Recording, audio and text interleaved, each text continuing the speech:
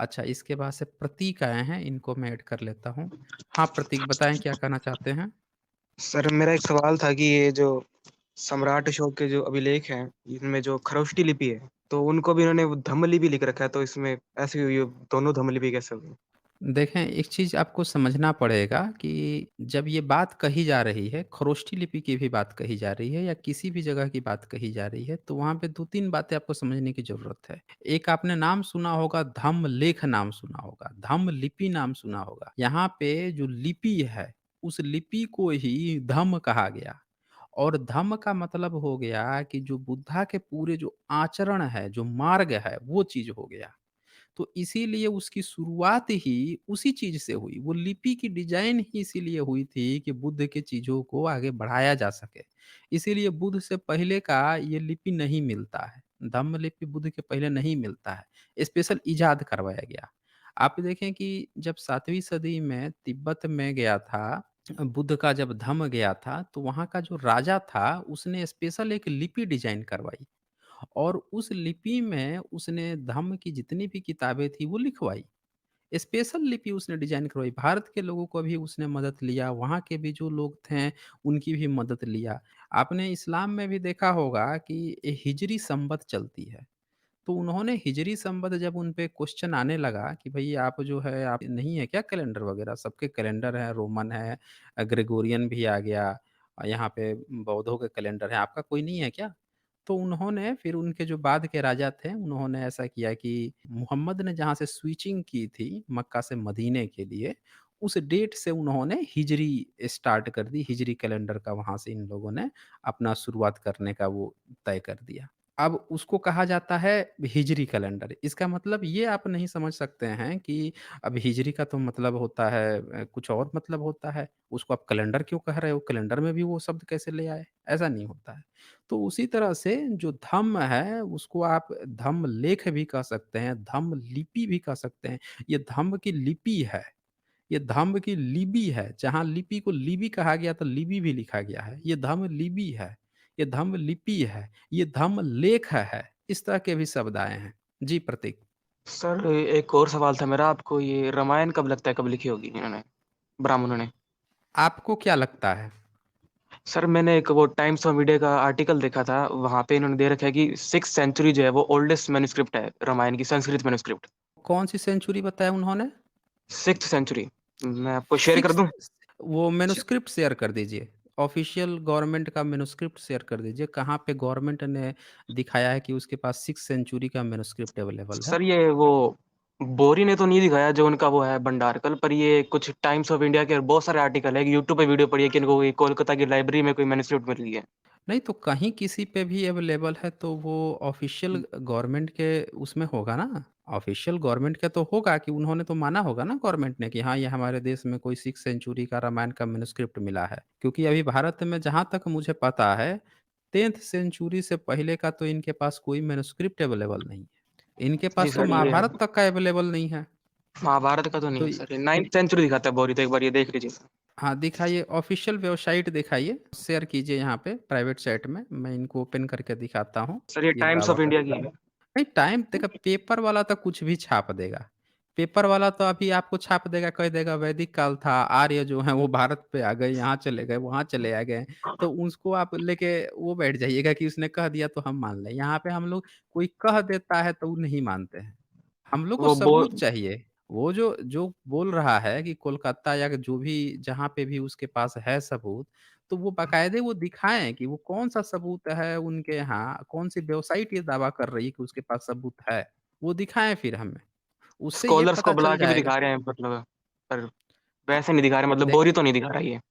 तो यही बात है ना, आपका 6th सेंचुरी का रामायण का आपको दिखाया जा रहा है। अब वो बंगाली रामायण है कि आपका वाल्मीकि रामायण है, ये कैसे पता चलेगा?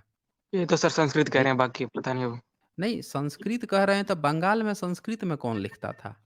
बंगाल में सब बंगाली लिखते थे। वहाँ पाल वंश का अभिलेख मिल गया, जो 10वीं सेंचुरी, 11वीं सेंचुरी, 12वीं सेंचुरी का उन सब का अभिलेख मिल गया। इतने सारे टेम्पल पुराने-पुराने अभिलेख मिल गए और उन लोगों के अभिलेख जो हैं वो बंगाली लिपि में लिखे हुए मिल रहे हैं, पाली प्राकृत में लिखे मिल रहे हैं। तो इस संस्कृत में वहाँ जाके कौन लिख रहा था? आप मैन्युस्क्रिप्ट वहाँ पे रखा है 6th सेंचुरी का, वर्ल्ड रिकॉर्ड हो जी, जाएगा। ये वर्ल्ड रिकॉर्ड हो जाएगा। भारत से अगर 6th सेंचुरी का अगर किसी के पास मैन्युस्क्रिप्ट मिल गया, तो ये वर्ल्ड रिकॉर्ड हो जाएगा। भाई भारत में 10वीं सेंचुरी से पहले का नहीं है। इनके पास वेद का, ऋग्वेद का जो सबूत दिखाते हैं, 15वीं सदी का 1464 दिखाते हैं ये। हाँ, 1464 का। तो ये पेपर वाले जो होते हैं ना, ये सब वही ब्राह्मण हैं, ये और कोई नहीं है। ये जो है जी, कोई लिखा भी होगा, ये नाम पढ़िए ना, ये कोनो ब्राह्मण होगा पक्का, नाम पढ़ के बताइए तो कौन लिखा है, ये पेपर संपादन कौन किया है? 1 बताइए सेकंड तो ये कोनो दुबे, चौबे, छब्बे, नब्बे, तिरपन यही सब होगा कोनो। 1 मिनट सर खोल के देख पक्का वो ब्राह्मण होगा। हाँ, ऊपर ही होगा, जहाँ ऊपर कह रहा होगा ना ऊपर, वहीं पे ऊपर ही नाम लिखा रहता है, जहाँ पे डेट-वेट बताया रहता है, वहीं पे देखिए, वहाँ पे आपको ये बता सर देगा यहाँ लिख नाम। रखा है 6th century Ramayana found in Kolkata stones museum uh, hmm. उसी का जस्ट कोलकाता नीचे 6 पढ़िए तो जी sir Kolkata a 6th century manuscript of Ramayana which focused on separation of Ram अरे एंड मैं सीता। जहाँ 6th सेंचुरी लिखा हुआ है, उसके जस्ट नीचे पढ़िए क्या लिखा हुआ है। ये जहाँ सर 6th पांडे जी हैं सेंचुरी कोई लिखा है ना, पांडे जी है सर पांडे जी पांडे है ना? पूरा नाम जी पढ़िए तो उसका क्या नाम है? जिल पढ़िए उसका पूरा नाम पढ़िए। आपकी साउंड नहीं आ रही है, प्रतीक। प्रतीक आपकी साउंड नहीं आ रही है। देखिए आपने पांडे का नाम लिया कि कोई पांडे जी बता दिए कि 6th सेंचुरी में, उसके बाद से आपकी साउंड गायब हो गई। लग रहा है सर पांडे जी ये श्राप दे दिए आपको। हाँ, मुखर्जी पांडे बोलिए। जी मुखर्जी पांडे हाँ, देखिए ये मुखर्जी भी है, पांडे भी है। आई जो है पेपर में छाप दिया कि छठा सेंचुरी में इसके पास रामायण का प्रमाण मिल गया।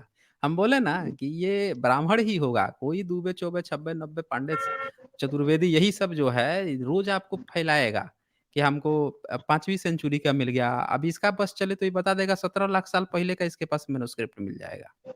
भई भारत में इनके पास जो है 6th सेंचुरी का मैन्युस्क्रिप्ट है, बाकी दुनिया जो है वो पागल बनी पड़ी हुई है। ये 1464 एडी का ऋग्वेद भेज रहे हैं यूनेस्को में कि हमारे पास अंतिम पन्ना यही है, आखिरी पन्ना यही है, प्रमाण के लिए।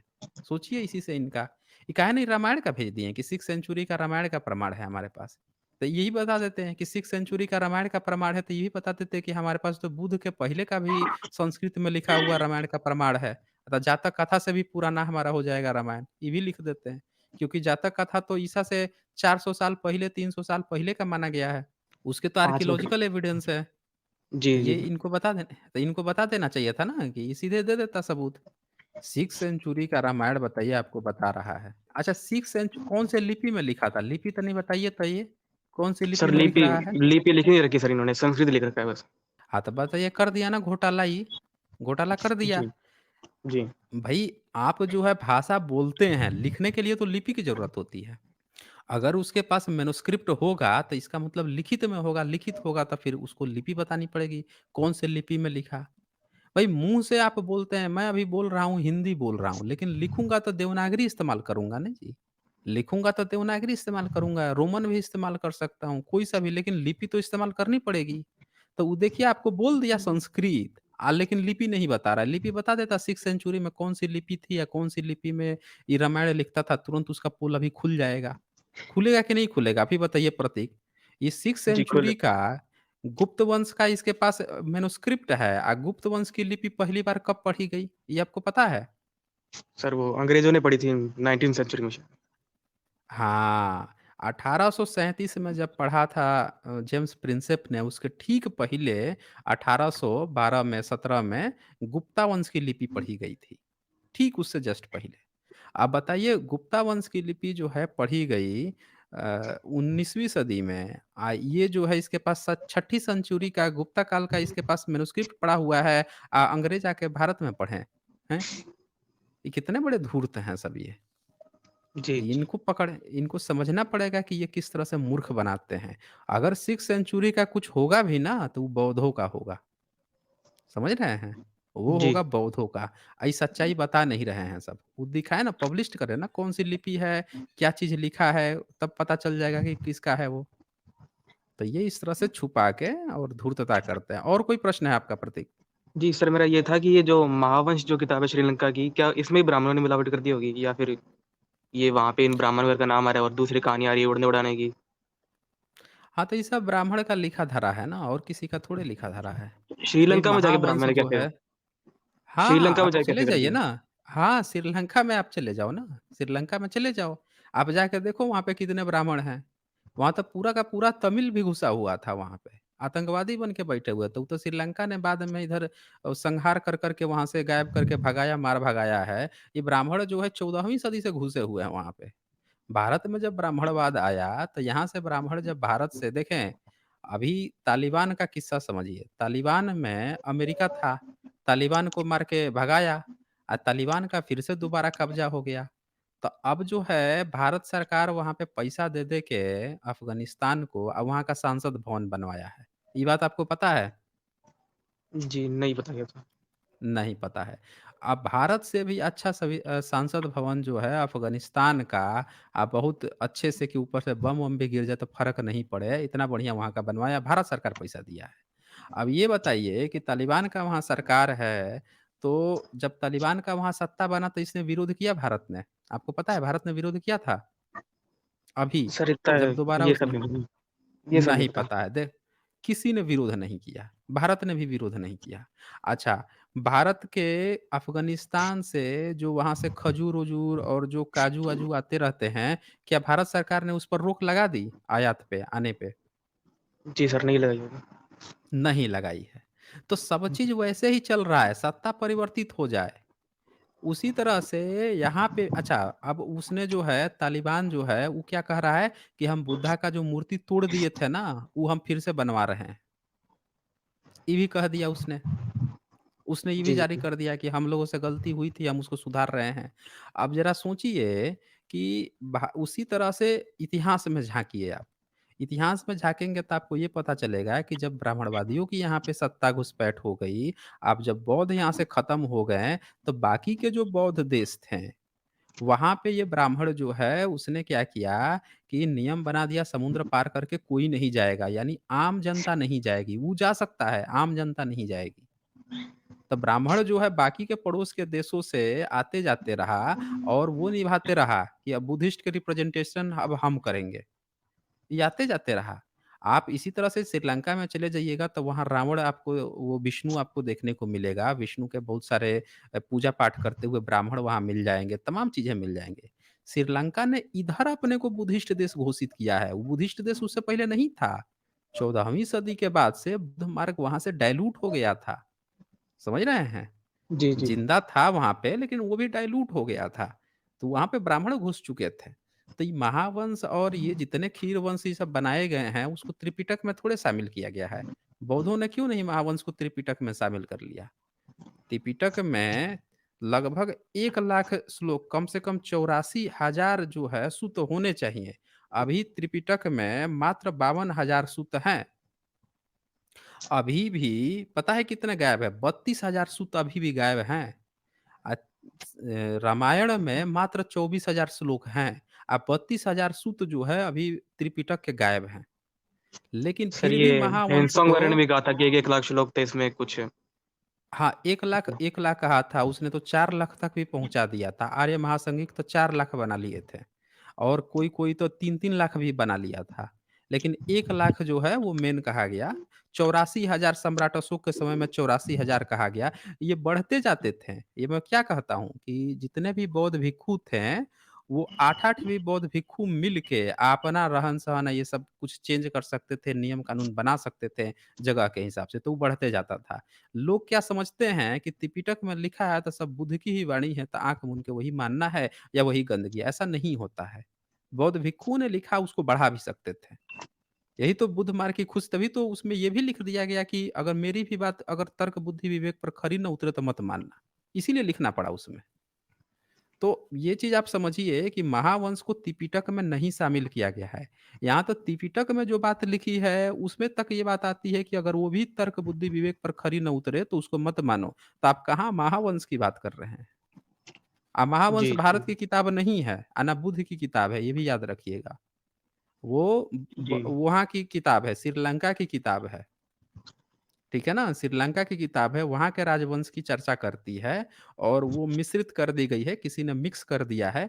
ऐसा लगता है कि जैसे भारत का भी कोई-कोई चीज़ को उठा के किसी ने डालने का प्रयास किया है, इसी कारण से वो थोड़ा मिक्स हो गया है। चले और चले प्रतीक और कोई सवाल है?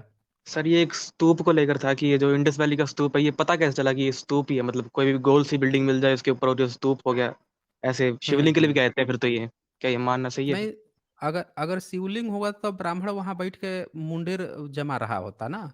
बौद्धों की सभ्यता खत्म हुई थी ना, ब्राह्मण की थोड़े हुई थी। ब्राह्मण तो वहाँ सर वो तो ब्राह्मण को फिर तो रोज़ बुद्ध से जाता पहले का है था। ना, 2600 साल से पहले का है। कौन सी तो 2600 साल पहले बुद्ध से पहले का है तो स्तूप तो बुद्ध से पहले का बनते आ रहे हैं। ये तो बौद्धों की श्रमण परंपरा थी ना स्तूप बनाने की।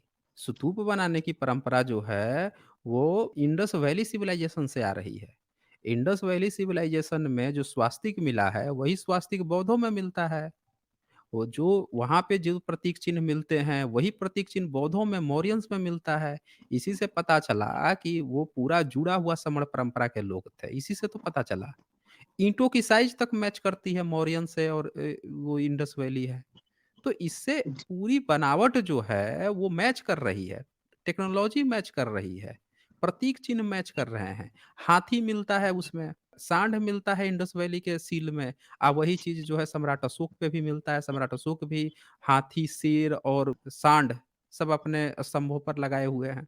तीलियाँ जो वहाँ 6 मिलती है वो यहाँ पे 12, सम्राट अशोक 24-24 तीलियों तक बनवाते हैं, कहीं 24 तीलियाँ भी बनवाते हैं, अब 32 तीलियाँ भी मिलती हैं। तो ये जो चीज़ें हैं परंपरा आगे बढ़ रही है, उसी से जुड़ी हुई हैं, इससे ये पता चलता है। और दूसरी बात कि जो स्तूप वाली जो बात है ना, वो सड़क छाप गँवार आदमी कोई मुँह खोला शब्द गपोड़ दिया उससे नहीं होता है।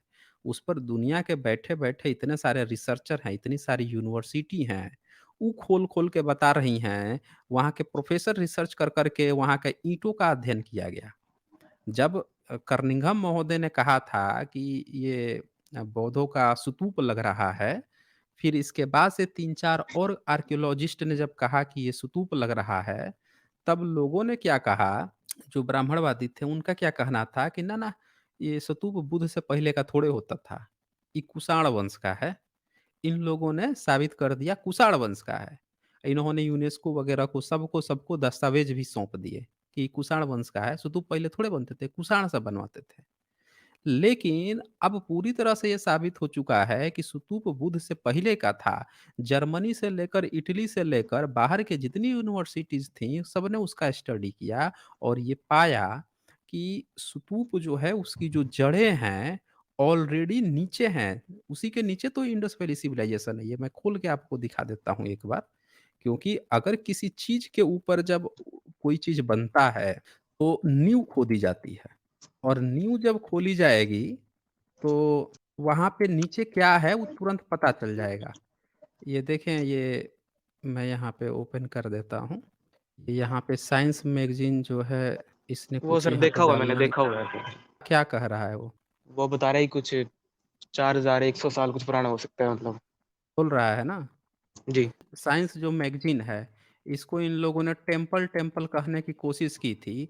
देखिए साइंस मैगज़ीन तक जो है उसने बुद्धिस्ट स्तूपा घोषित कर दिया, मैगज़ीन है ये। और लोग जो हैं अभी सोच रहे हैं, देखिए आपको भी पता है कि 4100 साल पुराना कहने की कोशिश की। तो ये कहाँ से आप पढ़ के आ गए, कौन ब्राह्मण जो है वो बैठ के गपोड़ फैला दिया कि स्तूप नहीं है। बड़ी-बड़ी जो साइंस इतनी बड़ी जो मैगज़ीन है, वो तक इस बात का रिसर्च करके बता दी कि नहीं बुद्धिस्ट। ये देखें ये पूरा ये जो स्तूप ऊपर दिख रहा है, तो इतना स्तूप थोड़े होता है। उसकी भाई खोदाएगा, जब लंबा होगा तो ज़मीन खोदाएगा, नीचे खोदाएगा तो आपको स्ट्रक्चर मिलेगा। तो पूरा नीचे तो इंडस वैली सिविलाइज़ेशन था, इंडस वैली सिविलाइज़ेशन में ये स्तूप बना हुआ था। तो ब्राह्मणों ने झूठ लिखवा दिया ना किताब में। वो क्या कह रहे हैं कि कुषाण ने बनवाया था। कुषाण बनवाता तो इंडस वैली सिविलाइज़ेशन के ऊपर रहता ना फिर। वहाँ अगल-बगल कुषाणों के और प्रमाण मिलने चाहिए थे। ब्राह्मण इतना धूर्त है कि कुछ सिक्का कुषाण काल का ले जाके स्तूप के भीतर रखवा दिया। दिखवा रहा है कि यहाँ पे कुषाणकालीन सिक्के मिल गए। ये इतना बड़ा धूर्त होता है, इस तरह से झूठी इतिहास लिखवाता है। सर वो हड़प्पा में तो मिला है, वहाँ पर तो सिक्के नहीं मिले फिर। हाँ, तो यही बात है ना कि ब्राह्मण इतना धूर्त है कि ये इसने क्या किया था, फुहरर से मिल के भारत से जो है टेराकोटा सिल नेपाल भेजवा दिया कि बुद्ध का जन्म स्थल नेपाल साबित हो जाए। फिर उस संस्कृत का उसका जो गुरु था जाके सुसाइड करना पड़ा, भागना पड़ा इन लोगों को यहाँ से। जबकि भारत में जो पिपरावा है वहाँ पे बुद्ध का जो बोन्स मिले थे। ये देखिए ब्राह्मण इतना धूर्त है कि नेपाल भेजवा दिया। इसी तरह यहाँ पे इसने कुषाण काल का सिक्का भेजवा के रखवा दिया था नीचे स्तूप में, इनको कुषाण काल का साबित करने के लिए। लेकिन ये कहिए कि ये सब मैगज़ीन है और इसके साथ ही और भी बहुत सारे वो हैं, यूनिवर्सिटीज़ हैं, रिसर्चर लोग हैं, उन्होंने रिसर्च करके ये साबित किया कि नहीं भैया ये जो है 4100 साल पुराना ही स्तूप है ये। डी.डी. कोशाम्बी ने तो पूरा एक किताब लिखा है, उसमें तो उन्होंने दिखा दिया कि ये पूरा बुद्धिस्ट के बौद्ध भिक्षुओं के रहने के स्थान तक उन्होंने साबित कर दिया है। तो जी, ये जी। चीज़ें हैं। ठीक है प्रतीक, चलें फिर। ओके। ठीक